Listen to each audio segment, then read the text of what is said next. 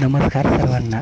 तर मी लावलेला हा घोसाळ्याचा वेल म्हणजेच गिलक्याचा वेल ह्याच्या आजूबाजूला जास्त पाणी साचत असल्यामुळे याची अवस्था ही फार वाईट झालेली होती. त्यामुळे ह्याच्या बाजूची माती बदलण्याचा निर्णय मी घेतला.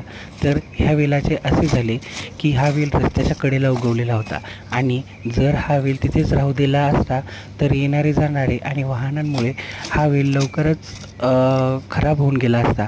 त्यामुळे मी त्याला तिथून उपटून दुसरीकडे लावण्याचा निर्णय घेतला.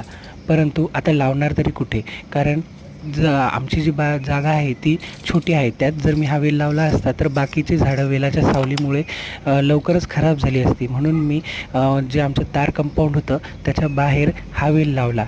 परंतु झाले असे की आमच्या इथे कंटिन्युअसली पाऊस हा चालूच आहे. त्याच्यामुळे ह्या वेलाजवळ पाणी खूप साचत होते आणि वेल खराब होत होता. म्हणून मी काय केले तर थोडीशी काळी माती घेतली, त्यात पाणी साचू नये ह्यासाठी थोडीशी रेती मिक्स केली आणि त्याची माती बदलण्याचा हा निर्णय घेतला.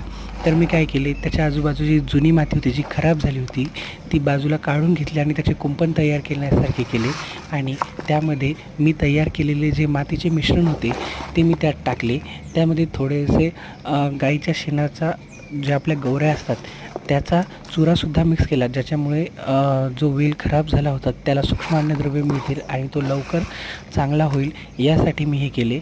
आणि त्यानंतर वेलाची खालची पाने जी होती ती खराब झाली होती, तर ती पाने मी तोडून बाजूला केली आणि झाडाला थोडेसे पाणी टाकले.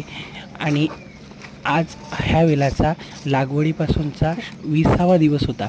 ह्यानंतरच्या अपडेट्स मी शॉर्ट्समध्ये तो वेल ज्यावेळेस मांडवाला पोहोचेल त्यावेळेस देईल. धन्यवाद.